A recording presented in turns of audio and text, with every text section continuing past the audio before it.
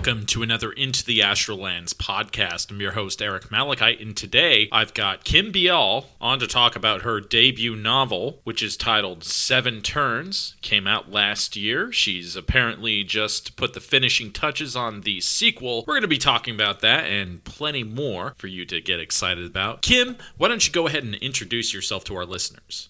Well, I am Kim Beall, and I started writing stuff when I was just in junior high school. Unfortunately, I wrote most of it during math class, so that didn't work out too well for me. I tried to stop being a writer and get a real job for most of my life, and at some point, about in 2015, I said, you know what, I really am a writer, and I just seriously sat down and started writing and blocked out 6 hours a day to do nothing but write, and I finished a book, and I was happy with it. So I'm legit now because I have rejection slips and everything. Yeah, I think we all have some of those. I think I still have my first rejection in my office, too. After a while, they just kind of blend together. Yeah, it's nice. I mean, it makes you feel legit, and they always tell you don't feel bad about getting them. Everybody gets them, so yeah. I'm fine with that because I got some offers as well, so. Absolutely. But I was talking with Chris Fox on another podcast, and he says there's basically no reason to go for, a traditional publishing deal anyway. I mean, short stories are hard to market as like a self-published author unless you put them on your website, but it makes more sense, I think, to submit to magazines if you are primarily a short story author. But I still think, even because media is changing so much, I wonder if it's as advantageous as it used to be. Because it used to be, like, especially in science fiction, you couldn't get a book deal as a science fiction author unless you had several short stories published in, reputable science fiction magazines. Exactly. Yeah, that's exactly how it used to be. You had to do a lot of short stories, and the fact is people that write short stories are good at short stories, but not necessarily novels, and the opposite is true as well. People who write novels can't necessarily write a good short story, so that's a really hard way to have to break into it. Yeah, my anthology has been getting lower marks than my my debut, because everyone's loving my debut, but like, people are liking the anthology, just it's not as overwhelmingly positive as the debut is being rated as. Well, I'm kind of the same way myself. I really like reading a novel. Short stories are okay, but I really like to sink my teeth into a good novel. So I find I'm the same way. I would rather read a novel and then another novel, and short stories sometimes when I just don't have time for a novel, I guess. Yeah, I mean, I'm kind of, I enjoy a good novel, but I also enjoy, a really good short story, especially ones that are more along the, Twilight Zone style or Outer Limits, or, something that packs a punch at the end, knocks you on your ass. I like that kind of stuff. Yeah, definitely. Definitely. And I think it's much harder to write short stories. I admire the people that have that skill. I guess I'm too wordy. I'm not good at saying things in a short amount of time. Well, I've had some projects lately that people are saying you should turn this short story into a novel. You've got too many ideas here. And so one of the do you ones think that... Do you think you could? Do you think you could do that? Oh, yeah, absolutely. Especially with one of the ones that I was working on. I'm not going to mention the title here. But I might release the short story version on my Patreon and then later develop it into a novel. Oh, yeah. That would be great. Yeah. If you have great ideas, turn them into novels, because I love to read them. Well, we're here to talk about your novels. Yes. That's right. I forgot. So let's go ahead and talk about your debut. Okay. Well, 7 Turns was a book I wrote because, there were 2 reasons, really. I wrote it because I was trying to find something to read in bookstores, and I just couldn't find quite what I wanted to read. So I figured, I guess I need to write it. And basically, it's a ghost story, but it is not a horror story. The ghosts are just regular people, regular characters like you or I. And it's also, the main character is an older woman like I am with some life experience. So she's not going to fall for a handsome jerk like younger women will do, but she's more cynical, she's more skeptical. So that we were going with that premise. Basically, she is an author. She's had a divorce recently, and she's trying to find inspiration for another novel so that she doesn't have to go back to technical writing. So she decides a good way to do that would be to check into a supposedly haunted bed and breakfast. Then she gets there and she gets more inspiration than she counted on, because there really are ghosts there and they're real. So, and they need her help with a problem of their own. So we proceed from there. It just took me away and made me write a whole novel about it. And now it's turning into a whole series. Well, that's great. So you say this is not a horror story; it's more like a paranormal thriller, or what would you classify it as? Well, I mean, there is some danger in it, that's mostly human beings are the bad guys in this story, and the ghosts, and actually there are other creatures besides ghosts, all kinds of supernatural creatures. So I guess you could call it paranormal. I had a couple of fans actually told me they thought of it as Southern Gothic fantasy, which I thought sounded really cool. So that's what I've started putting on all my branding. Well, that works then. Southern Gothic fantasy. I dig it. Yeah, I don't know if there's anything else out there like that. So it's hard. It's hard to pitch something that doesn't fit in a specific genre to an agent, which is why I did finally find a publisher, a very small publisher, so that they just helped me through the initial.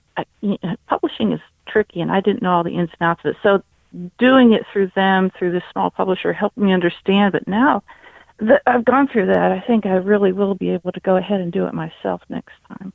Yeah, absolutely. You don't have like a book deal with them, do you? Like a multi for this series? Oh, no, nothing like that. It's just a 3-year contract, and I suppose they would like me to submit the sequel to them.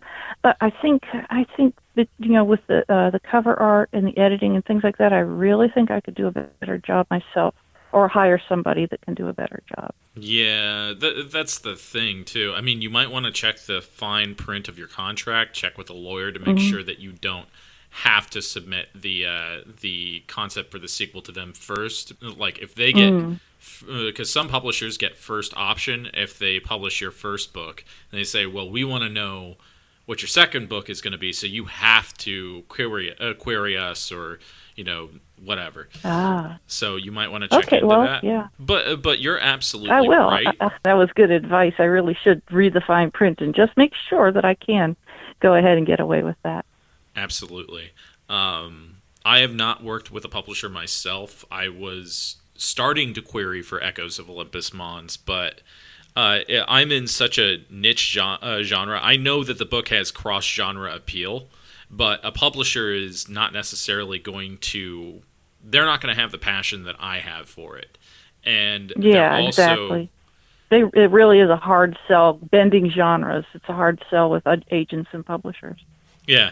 I mean, there are other science fiction horror books out there. There are other Lovecraftian stories, obviously, but there's not a whole lot of like straight up novels that are categorized as Lovecraftian or cosmic horror. If you divide those, as one being more supernatural, the other being more science based. But it doesn't make a whole lot of sense, because I know some amazing artists that could use the work for developing cover artists. The guy who did my cover for Echoes of Olympus Mons, he's an amazing matte painter. He did the cover image for that. And if I had known how KDP was going to work, I would have been able to... It ended up working out just fine. Because the way the cover's set up now, it's kind of like almost like there's black film bars on the top and bottom, and which works out because the book itself, people have told me that it really feels like a film to them. Yeah. You never know. Someday our works could be turned into screenplays and films, and We could have cameos in them. Yeah, I don't know if I'd want to have a cameo, but we'll see. Maybe I'd change Yeah, my but mind eventually. I like your idea for your genre too. I think the publishing industry as it is does a disservice to readers because they would like to read things that cross genres and bend genres. And the only way they can find them now is to go out on Amazon and find people who are writing them independently because the publishing industry just isn't giving them to people. I truly believe that if it is interesting enough, you will attract readers. And while that's not super practical, it's actually, I've actually seen how that has worked. Just talking to people, telling them about my book, and what it's about. They're like, oh, I'd love to read that. Even though a lot of them do not read horror, they don't read science fiction even. Someone that I had on the show started reading it, and she was like, wow, this is really good. I hate science fiction, too. She didn't say she hates science fiction, but you get the idea. That's exactly it. I've had people say, well, I don't like horror, so I wouldn't read it. Because if I have to market it as horror, people that don't like horror aren't going to read it. But what people read it for is they love characters. They love the interaction of the characters with one another. They love the character development, and they're not going to know about it unless you're able to tell them, well, no, this actually is a different thing altogether. I think that horror, especially literary horror, gets a bad rap because horror films are very visceral. Horror novels can be as well. It depends on who you're reading. But, I think horror is a very special genre in prose, at least, because there are a few genres that get inside your head. And I think a book blogger that I follow, her name's Mindy, she's put it best, and I'm paraphrasing her badly, when she said, horror authors, they create such a deep connection with you because they are actively trying to scare the shit out of you, and you're letting them, essentially. And that's almost a deeper relationship than you form with other authors that are maybe not doing that. But I am curious about the ghosts in your novel because I have some experience myself with the paranormal. Closets opening by themselves, and weird feelings, shadow people, all the fun stuff. Yeah. I love that stuff, though. It makes you feel like there's more to this world than just, you survive until you die and that's it. And what's the point? I like the thought, and I think that's what other people like about paranormal too. They would like to think that there's more to life than science is able to tell us. Even if they don't even believe it, it's still fun reading about it. And I think one of the ghosts in my story actually told the main character, well, you can't swing. I won't tell you what he said. You can't swing. But what basically he was saying is the ghosts are just thick on the ground around here. They're everywhere. Most people don't normally see them. And he helps her learn how to see them. But they are like people. There are good ones. There are bad ones. He happens to be a good one. He's everybody's favorite character. He's a real interesting. He was a teenage Taino pirate in life. Indeed. He has his whole backstory and how he got to be in an antebellum house in an old town in the South. But the story is mostly about how he helps her solve a mystery. Interesting. Mm-hmm. So yeah, sounds almost like a paranormal mystery type thing going on. There's a bit of mystery. There's a touch of romance, but the main story, I think, is just about the ghosts basically don't want the house to be bulldozed because they live there. And that's the problem they need Callie's help with. I think that's a very relatable thing, though. A very relatable plot. Well, it sounds great. So you said you're about to finish the second novel. So where does that take things? Well, I actually have finished it. I'm querying it now, but like I've mentioned, I'll probably end up self-publishing it because it is a hard sell selling cross-genre things. This novel took us in the previous novel, she had developed a budding relationship with a man who was not quite human himself. He's actually half fairy. and it takes us that we explore their relationship a little farther. And there also is another murder mystery. A mystery takes place in the town, and one of the staff of the bed and breakfast where she decided she's not just going to visit now, she's actually going to live there because it's helping her write ghost stories.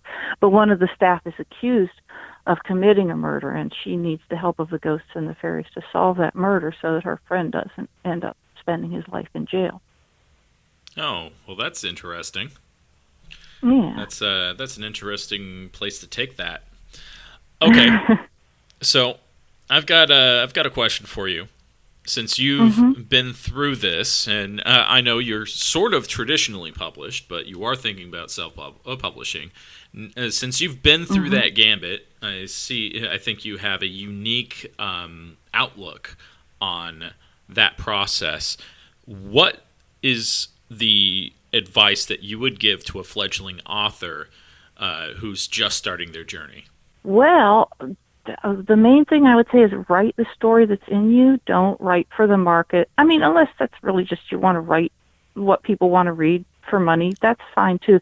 But if you have a story in you and you're saying, well, I can't write this because it's not marketable, I would say just write the story that's in you and worry about the marketing and the selling later, because I sincerely believe that if you do your art, whatever it is, if you're a musician, if you paint, if you write, by doing that, you not only help make yourself whole, but that helps make the world whole again somehow. And it's a weird thing to say. It's kind of metaphysical, but I really believe it.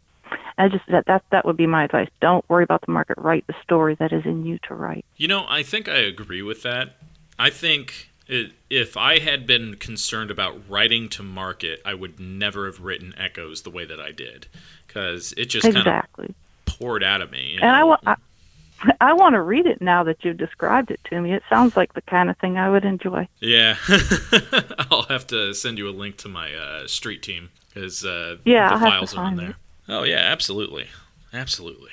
Always looking for new readers and new feedback as well.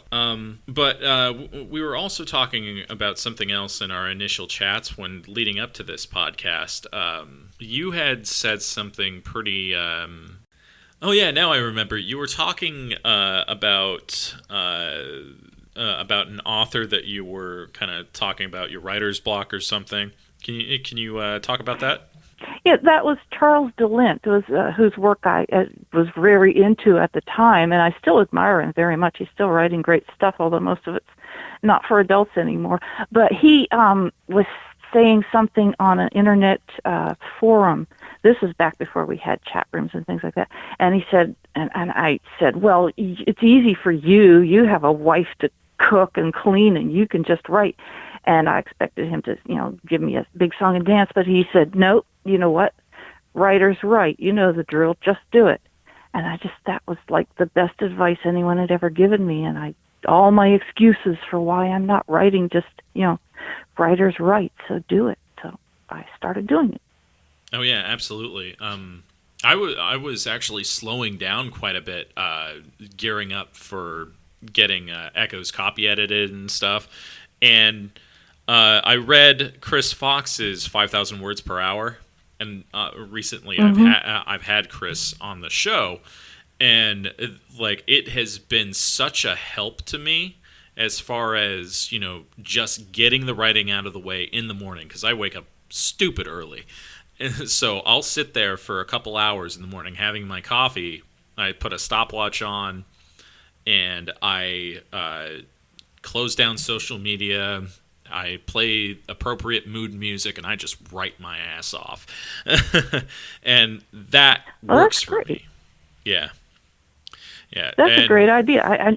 I think I write better early in the morning, too. If I wait until later in the day, I don't know, I'm just tired and uninspired. But yeah, early in the morning seems like a good time. And in fact, by using this system, I haven't reached 5,000 words an hour, not even close yet. But I'm doing about 2,000, 2,000 an hour, 1,700 to 2,000. Well, not bad. That's plenty. I mean, 2,000 one day, and then the next day it adds up. And before you know it, you do have a novel. And I just finished a draft for my third book, too. So there you go. It works. Well, it does.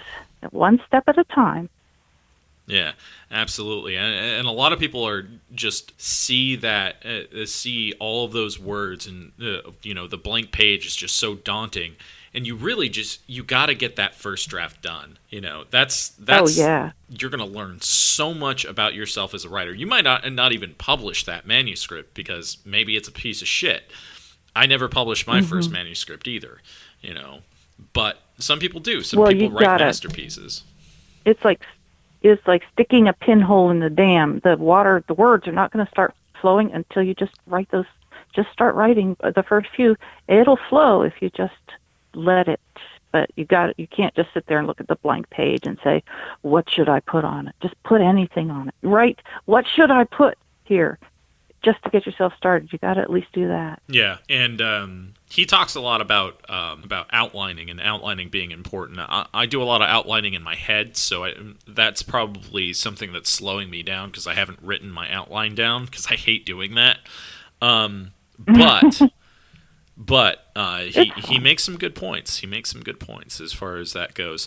Now, where I don't necessarily agree with him is on writing to market. The jury's out as far as that goes. I believe that you should be able to take your finished manuscript, your cross-genre mixed Lovecraftian meets Care Bears thing, and find a market for it. If it's good, you can. If you're passionate enough about this, you will sell books. I love that. Lovecraft meets Care Bears. That's the best. You should write that. Yes. Cthulhu Spawn versus the Rainbow Bandits. I don't know. I don't know. That works. There we go. Eric Malachite writing children's fiction. Corrupting the youngest minds, not just my nephew. Okay, there was something else, too. There was, and I can't remember right off the top of my head now.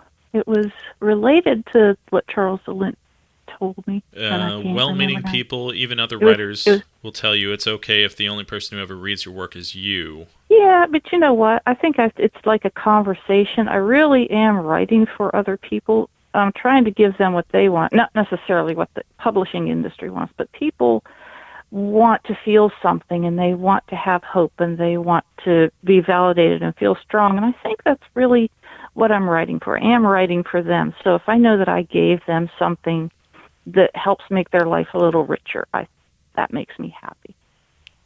Absolutely. And chances are, you never know how your work is going to impact someone. I mean, I've had people that have just become readers recently say that, it's made a big impact in their lives, and that's special. I don't think there are very few mediums that allow that kind of impact in someone's life, It is. It's very intimate. It's different from watching a movie or a TV show. It's just you and the characters and the author. And sometimes I argue with this with my girlfriend. I tell her, Batman Begins changed my life as a young man. Oh, but there, great. Films. You're right. Films aren't as intimate. And I would say that the late, great Roger Zelazny probably had the biggest influence on my voice as a writer. And, without the Chronicles of Amber, I don't know, where I would be as far as writing goes. Yeah, he was one of my favorites back in the day, too. Yeah, it's just, yeah, I mean, without him, you wouldn't have Game of Thrones either. That's probably true, yeah. I hadn't thought of it that way, but yeah, he might have inspired George R.R. Martin. Actually, Martin has said that many aspects of A Song of Ice and Fire were inspired, in part, by Zelazny's work.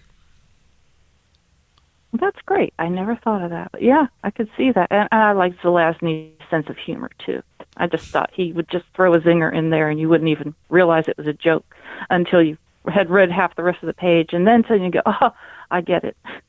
I just love how Corwin is such a smartass and such Yeah, like he was an anti-hero before anti-heroes were a thing.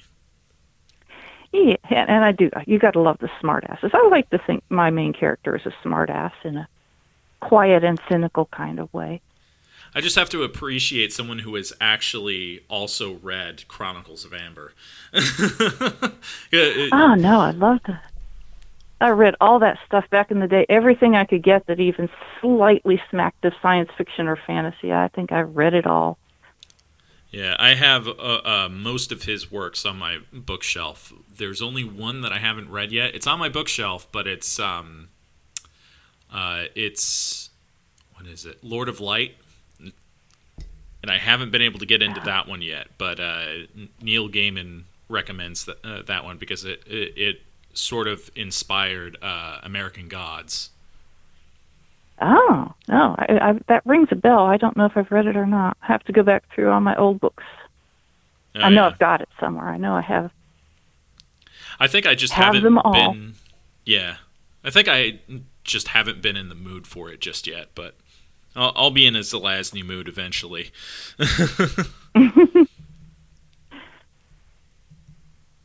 All right. Well, I think we've pretty much run out of Yeah, we stuff. never did remember what that third thing was the point that we wanted to address. But Yeah. I I mean, remembered it briefly. Yeah. We have enough material. Yeah, absolutely. Well, I just want to thank you, Kim, for coming on the show and talking about your book. Where can our listeners find you? Well, of course, there's always Amazon that you can search for my name there, but also KimBeall.com gives you links to all of the ways that you could buy it. If you can possibly buy books through IndieBound.org, that puts you in touch with a local bookseller that can provide the book for you, and I really believe in supporting your local booksellers. So, and they'll carry independent books. All you have to do is contact them through IndieBound.org, and they'll order it and put it right on the bookshelf for you, so you can come in and pick it up. Awesome. And when does I love the 'em. sequel come out?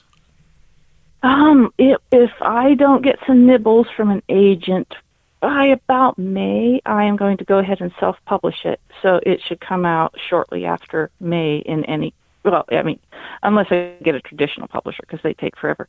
But I'm going to guess sometime this summer. It's going to be titled Moonlight and Moss.